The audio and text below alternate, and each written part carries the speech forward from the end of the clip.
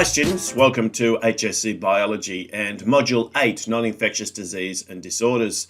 This is video number 9. We're going to have a very quick look at cancer. So this is the last in our little kind of mini-series that we were looking at some of these cause and effects of non-infectious diseases in humans. So we've looked at genetic diseases, we've looked at diseases that are associated with environmental exposures, and we've also looked at nutritional diseases. So this time we want to focus our attention on cancer. So again, we want you to make sure that you've got a case study basically, that you can describe one form of cancer to contrast cancer with some of these other types of diseases that we've looked at, and have a particular example that you can write about in a little bit more detail. So cancer is one of these kind of very emotive words. It has a lot of emotion associated with it as a result of the fact that people often have some connection to it. We all usually know of someone who has at some point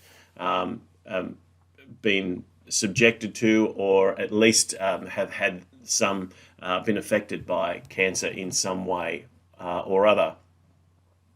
We also live in a country where we are susceptible to particularly skin cancers, and I'll kind of look at that just right at the end of this particular video. To contextualize what we're talking about, cancer is just the abnormal growth of cells. It's basically cells growing out of control. So something's happened in the cell cycle, something's happened to stop the cells from going through their natural processes, and so you get this abnormal growth, which means that often what you find is cancer manifesting itself as a tumor, as a growth. You can kind of see that in the tree that's in the backdrop of this particular slide. And that's what cancer cells often do. They just have this rapid growth rate, so you get this little ball of cells forming in a particular place. Now, obviously, if that's going to be in a place where, for example, some fluid's trying to flow and it can't get through, that's going to be a problem. If the growth of the cells pushes on something that affects its function, that can be a problem. But then there are also two main groups of cancers that are benign or cancers that are malignant. If they're localized and contained, then we refer to them as benign. And that usually means that they're not invading any other nearby tissues. They're not escaping from their site into the circulatory system in any way. But some of them do, and those are the ones that we call malignant. The malignant ones are the ones you just, if you are associated or if you've been associated with anyone who has been diagnosed with cancer, the malignant is the one word you don't want to hear, because that's when the cancer cells have moved from their localized site and now are spreading through the body. And so even if there is some way that, for example, through surgery or through chemotherapy or radiotherapy, we can target the particular cells that are cancerous and remove them, if they're contained, if they're in a certain space, it's much easier. If they're starting to spread throughout the body, then being cells, they're so small we can't necessarily track them all, and that means that prognosis is much worse for a malignant type of cancer. So usually they're going to take advantage of the body's transport systems, the blood and the lymphatic fluids, to move away from the sites, from the cancer site, from where that local site was, and to spread into other parts of the body. And often they will become concentrated in some of the lymph glands, which can be a way of helping to determine or confirm a diagnosis. So when we start to talk about the cause of cancers, there's a whole lot of them, and we've talked about these under the general name of mutagens. And you'll notice that a lot of these have popped back up again, including chemical substances like cigarette smoke or asbestos, fumes, radiation like X-rays, gamma radiation, ultraviolet radiation. We've talked about each of these before. But there can also be natural mutagens like viruses, like the natural processes that occur through DNA replication, where maybe there's a mistake that's made.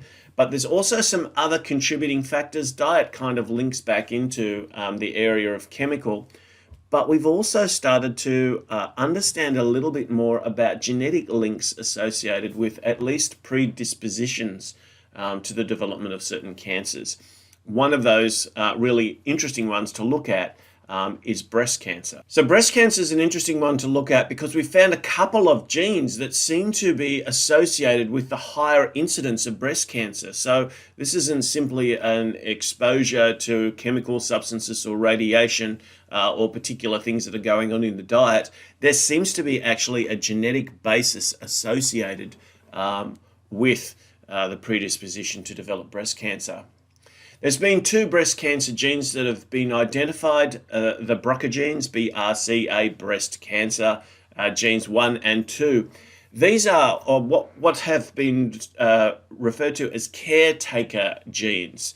They're specific types of tumor suppressor genes because basically they're really good at repair.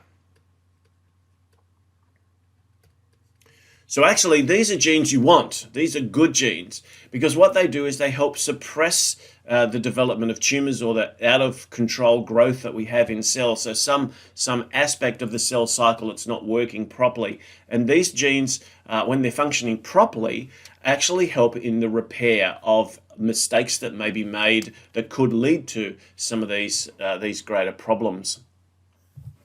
Now, in addition to caretaker genes, we also have what are called gatekeeper genes.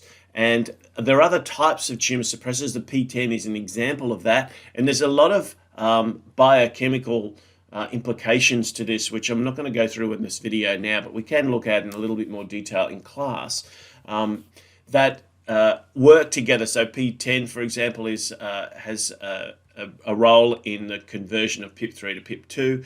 And now it's more of a gatekeeper gene, so it's actually going to work on processes like apoptosis, the programmed cell death. So when a cell is out of control, if there's a problem with it, if there's been a detection that something could go wrong with this cell, normal function is for it to shut down, for that cell to perhaps die, or at least for a limit or a regulation placed in cell division. So you can see these tumor suppressor genes have kind of caretaker, helping out roles, repairing damage, or gatekeeper functions, stopping things from happening, actually acting as the you can or you can't kind of regulators. So problems associated with these can therefore have a flow-on effect to either stopping apoptosis, so stopping that inhibition of cell death, or encouraging the out-of-control growth of cells. In I guess trying to link these two things together, if our gatekeeper gene like P10 got damaged, what we would usually find is that one of these caretaker genes will be able to come in and repair it. And that might be something like our BRCA1, BRCA2. But if that doesn't happen, if there's a problem with one of those, a mutation that occurs in one of those genes, and we can't repair the damage, then obviously the gatekeeper may effectively throw open the gate and everything will be out of control. So there's quite a strong association between these different types of genes, particularly these tumor suppressor genes that are great when they're all working perfectly, but when there's a problem, there can be quite very serious consequences as a result. So you do need to have a look at a particular case study. I think breast cancer, for those of you particularly who are interested in some of the underlying biochemistry, is a really interesting one to pick, but it is a challenging one as well. Another one that you can have a look at is melanoma.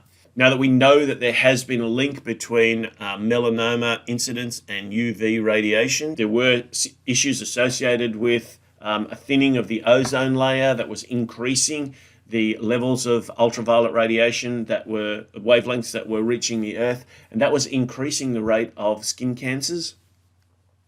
We've subsequently addressed that concern around a thinning of the ozone layer, and we've also used things like public health campaigns to raise our awareness of the importance of using sunscreens and high protection factor sunscreens, to wear hats to cover up, to reapply sunscreens when we're swimming.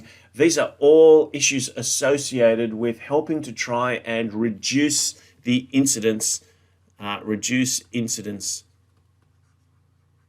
of of melanomas.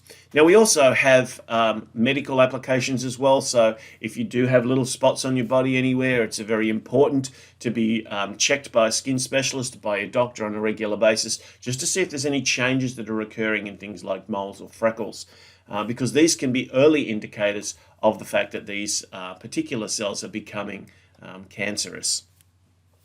So as I said, important that you make sure that you develop a case study, see if you can get to some of the causes, the mutagens that may be associated with creating mutations that are leading to cancerous development in certain types of cells. But that's, again, something that we'll have a look at in class. Thanks for watching.